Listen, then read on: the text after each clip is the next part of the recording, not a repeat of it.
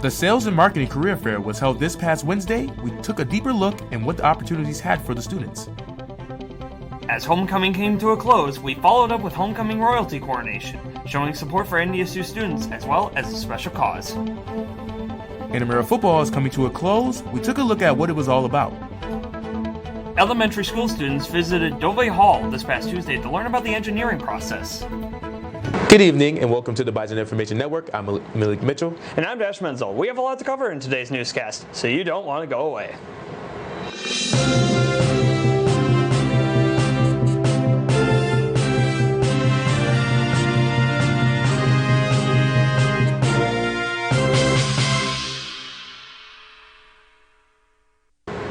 Thank you for joining us. Yesterday, NDSU's Berry Hall hosted its annual Sales and Marketing Career Fair.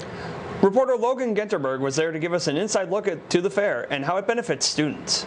The Louise S. Berry Auditorium is called home by many business and finance majors, but Wednesday it was also home to its annual Sales and Marketing Career Fair.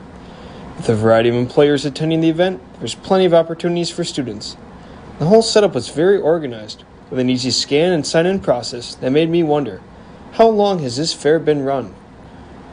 That is a great question. You know, I've been here for about 4 years in some capacity, and we've always done some type of a sales and marketing career fair, but I can't actually say.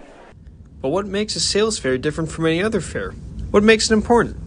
Professor Eric Yurdovich was able to clarify what sets sales apart. You know, when you take a topic like sales, what you're really trying to do is persuade somebody to buy something, right? So you're trying to persuade somebody's understanding, and you compare that to being a leader within a company. Their goal there is to persuade, action of their employees. If your job is HR and recruiting people to a company, you're trying to persuade them to come work for you. Sales is way more universally applicable than what many people probably realize. With companies such as WDAY, Sherwin-Williams, Dakota Fence, and Shields in attendance, there was a broad range of companies to talk to. I guess I wouldn't say I'm surprised that any of them are here, but as I walked around this morning, there were a lot of fun companies that are very eager to hire students into sales and marketing positions. So. With all this information, you're bound to have questions. But where should you look to get them answered? Well, one, they could reach out to me. They could go ahead and shoot me an email. They can also do a search, and you can find information on the marketing and sales programs here at NDSU. Reporting from the Louise S. Berry Auditorium, this is Logan Genterberg. If you missed the event, you can go on handshake.com using your student login and explore the job opportunities. Earlier this week, intramural flag football continued their postseason. Reporter Jacob Morgan took a look at intramural football and what it's all about. Whether you're playing under center, scrambling away from the defense, or even there to just cheer on some friends, intramural flag football is a great opportunity to get involved with social life on campus. Getting to see a whole bunch of different people. The community is amazing. Just a lot of people that we meet throughout intramurals is a great experience. Getting learn stories about them, how they play. I think just getting to meet new people all around. As a former high school athlete, it's just, the competitive atmosphere. I finally get to play something and have fun with my buddies and just a college get-together with all my friends. The intramural flag football postseason continued this week, with the second round starting this past Tuesday. The postseason seems to be everyone's favorite part of flag football.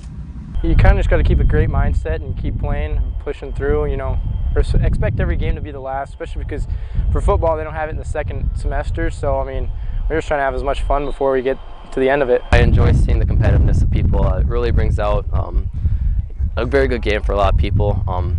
We like it to be nice, sportsmanship, but a little bit of competitiveness is not bad at all. Even if the competitive side isn't for you, there are plenty of other intramural activities to do. At the end of the day, intramurals are just for fun and a way to be a part of a good community. But definitely just do it.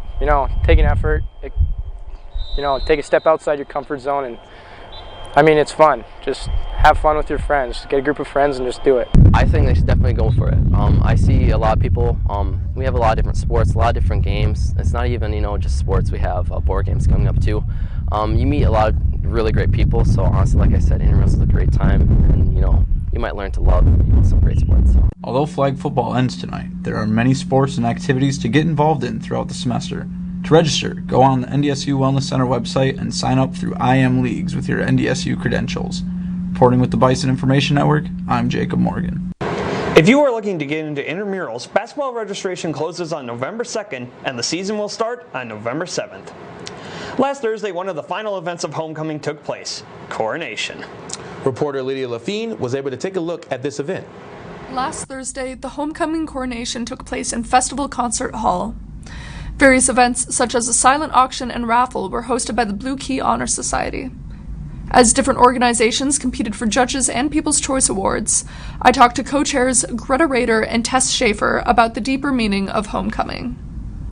This is a NDSU homecoming show. It's sponsored by Blue Key Honor Society, and it's a fundraiser show. Very briefly, in a nutshell, First Link is a suicide helpline in North Dakota, and they serve all of North Dakota, not just Fargo. And we've had some students in Blue Key who have been impacted, or they've been a part of First Link, and so we were really moved to have them as our philanthropy. Yeah. The show is our annual fall philanthropy event, and different organizations on campus will compete for Judges' Choice and People's Choice Awards, and they'll perform different skits and performances that are themed. This year the theme is High School Musical. This tradition, which began in 1921, serves as a callback to the heart and soul of the university, reminding everyone what it means to be a Bison. Congratulations to senior Elena Linster and junior Paul McCrory for winning King and Queen. On Tuesday, NDSU Society of Women Engineers hosted its Tech Kids event. Reporters Adam Toffel and Lydia Lafine were there to see our future engineers in action. This past Tuesday in Dovey Hall, elementary school students from the Fargo-Moorhead area met with NDSU students to learn about the engineering process. I met with one of the organizers of the event to learn more. My name is Lindsay Haggerty. I am the VP of Outreach for the NDSU Society of Women Engineers, and I'm a senior in civil engineering. So tonight, the NDSU Society of Women Engineers is hosting Tech Kids, which is a 5-week program for 3rd through 5th graders. Each week we focus on different types of engineering. This week we're focusing on mechanical engineering, and the kids are designing a system to protect an egg from a drop from a certain height. Once the design process was over, students were given materials in order to construct their egg-carrying devices. After an hour of design and build time, the group went to the engineering balcony for the drop. Most of the eggs remained intact. However, some designs needed a little more polishing. No matter the results, all students seem to be having a great time. Lindsay also told me about the other activities that SWE organizes. The age bracket for the kids in Tech Kids is 3rd through 5th graders. But we do host events for all grades, K through 12. They just have different programs that we host on campus. If you want more information on NDSU SWE, we have a website, an Instagram, a Facebook, and if you're a SWE member and you want to volunteer at these outreach events, we send out SWE mail and post on our Instagram for you to know what's happening. Reporting for the Bison Information Network, I'm Adam Toffel. If you would like to volunteer, you can visit their website for meeting times. On Friday, make sure you stop by the Wellness Center Aquatics for floating night. Enjoy a relaxing night filled with giant floaties, unicorns, and rubber ducks, and more from 8 to 10:30. This event is free and held twice this semester. No registration is required. David Cook was officially installed as NDSU's 15th president during inauguration ceremonies last Friday in the Festival Concert Hall. The event was merged with Cook's first presentation of the annual State of the Union address. Cook outlined 5 key focus areas that are built on NDSU's strategic plan.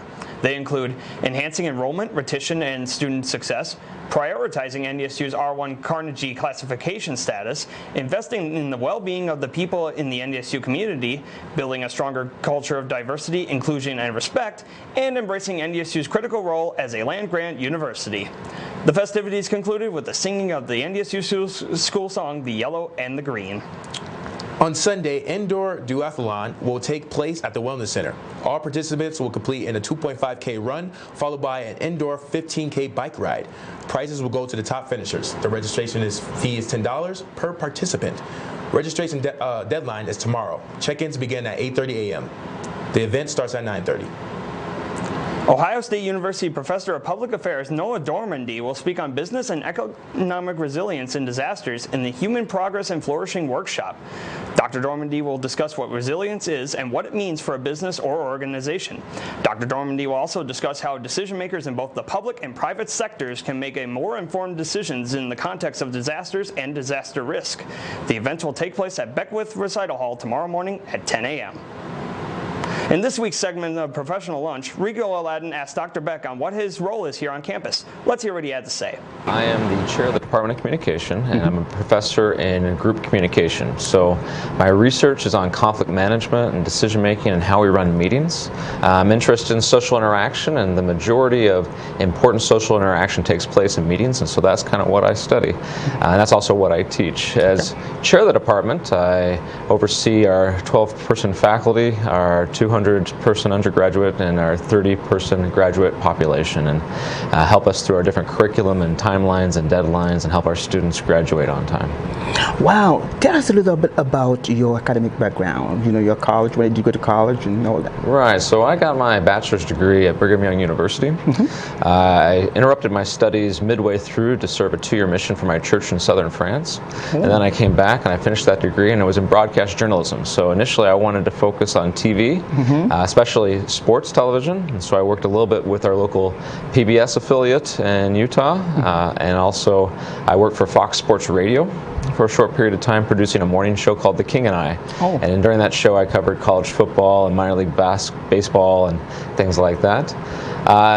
Midway through that process, I kind of had this moment in my life where I had to change course. I didn't feel that what I was doing was satisfying some of the needs I had in my life to do something that mattered. Now, don't get me wrong, there's a lot of people who go on into sportscasting that do, and that's great, but one of the nice things about each of us is that we get to kind of figure out what it is that we consider to be important in our life and that we want to do. And so I changed course and I went to graduate school, got my master's at the University of Illinois and my PhD at the University of Kansas, and that's when I came here.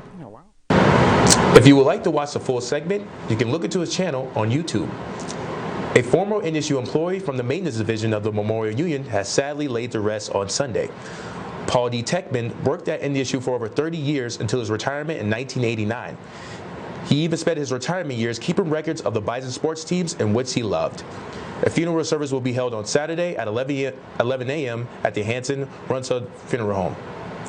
Fargo authorities are looking for a man after he crashed into a patrol car and led police on 2 chases. The Fargo Police Department said they made contact with the vehicle at around 4 a.m. on Monday at the Loaf and Jug gas station across the street on the southeast corner of campus. The vehicle was identified as the same one that fled State Patrol the night prior during downtown patrols.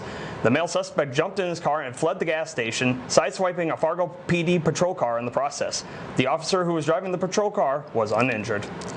Fargo City Commissioner David Pepcorn showed his frustration during Monday's meeting about the need for safety downtown. Pepcorn said he wants a larger police presence downtown to crack on what he calls harassment and aggressive panhandlers. West Fargo Cheyenne boys soccer finished in 2nd place in the Eastern Dakota Conference this season, which would normally mean an opportunity to participate in the state tournament. However, the team will be disqualified from the tournament. School administrators discovered Monday that an ineligible student athlete was participating throughout the season. In accordance to North Dakota State High School Activities Association bylaws, all matches the ineligible player participated must be forfeited, which eliminates the Mustangs from state tournament contention. Coming up next, Nick Whistler will have your Bison Sports Report from Homecoming Week. Stay tuned.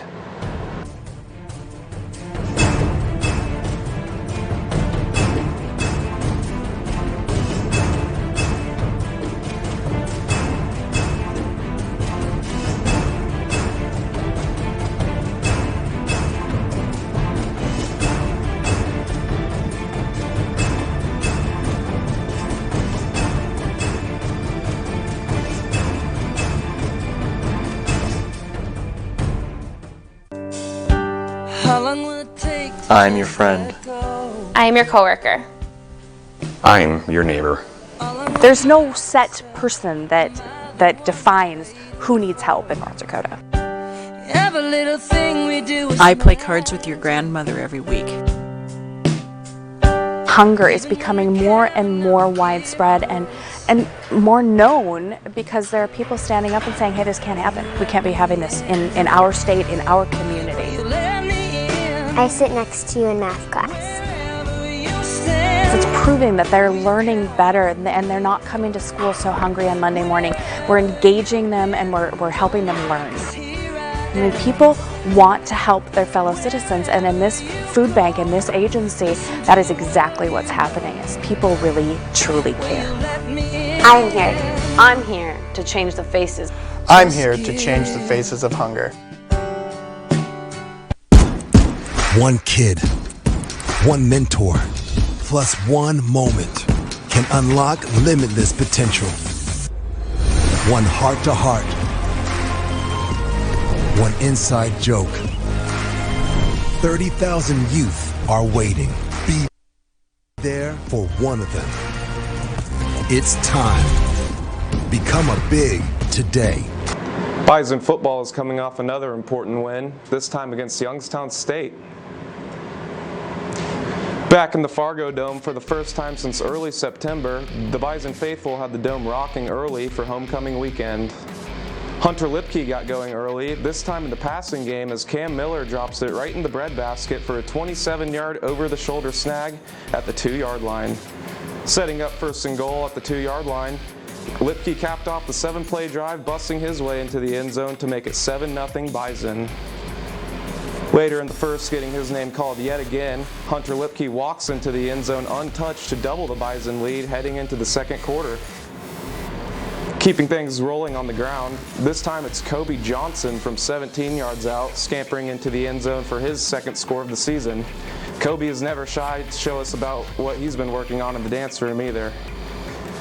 Fast forward to the second end of the first half. Youngstown was looking for points heading into the break when safety Michael Tootsie stepped in front of a Demetric Crenshaw pass and picked it off at the NDSU 14-yard line, conserving a 21-3 halftime lead. The Bison offense stalled out in the second half, but were able to set up a pair of Griffin Crosa field goals to push the final score to 27-14.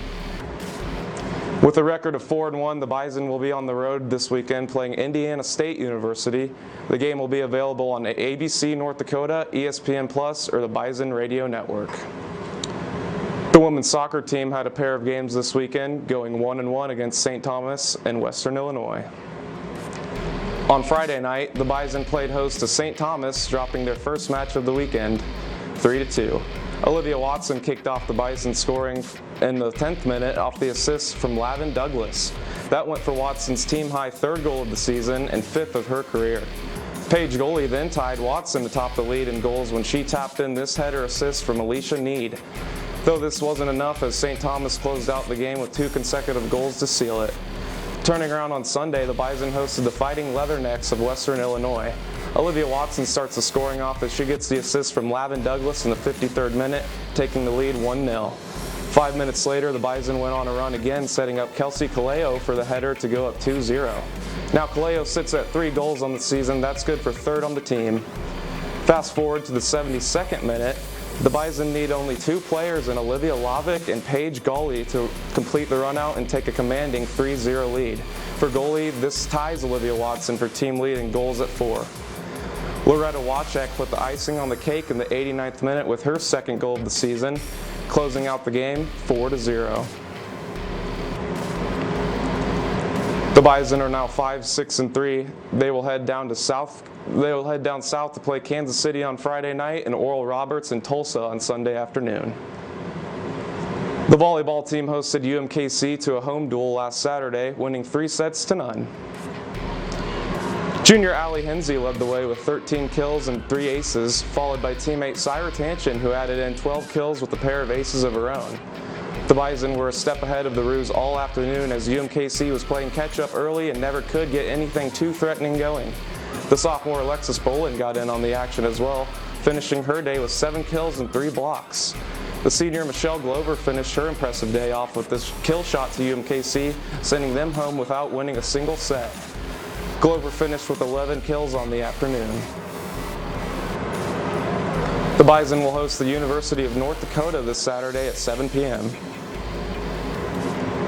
Earlier this week, the women's golf team placed 7th out of 21 teams in the Pat Lesser Harbital Invitational. Leah Scar led the way with the Bison shooting 1 over par and a total of 217, good for 6th place finish. Elise Hoven came up with her third top 25 finish of the season, tying for 25th place, shooting 6 over for the tournament. And Maddie Hicks came in at 9 over par, placing her at 36th for the tournament. The Bison prepare for a trip to Oahu, Hawaii near the end of the month to take part in the Rainbow Wahine Invitational. That's all for sports this week. Jacob Morgan has the upcoming weather report when we come back. Don't go anywhere. My name is Becky Parker, and I'm a news anchor at WDAY-TV. I graduated from NDSU in 2010 with a degree in journalism, broadcasting, and mass communication technologies, and then I had an emphasis on broadcasting. Principles of broadcast production and advanced broadcast production. Those were favorites because they were the most relevant for career experience. You're calling people for interviews, you're writing an article. It doesn't just feel like an assignment, it's like actually doing it. I was the news director for the first full semester of the Bison Information Network. The BIN advisor here was very much invested in me to actually have a career in broadcasting. He helped me get my internship and my first job. The people in NDSU's Department of Communication are really interested and helpful in getting students the connections that they need in order to get a job beyond school.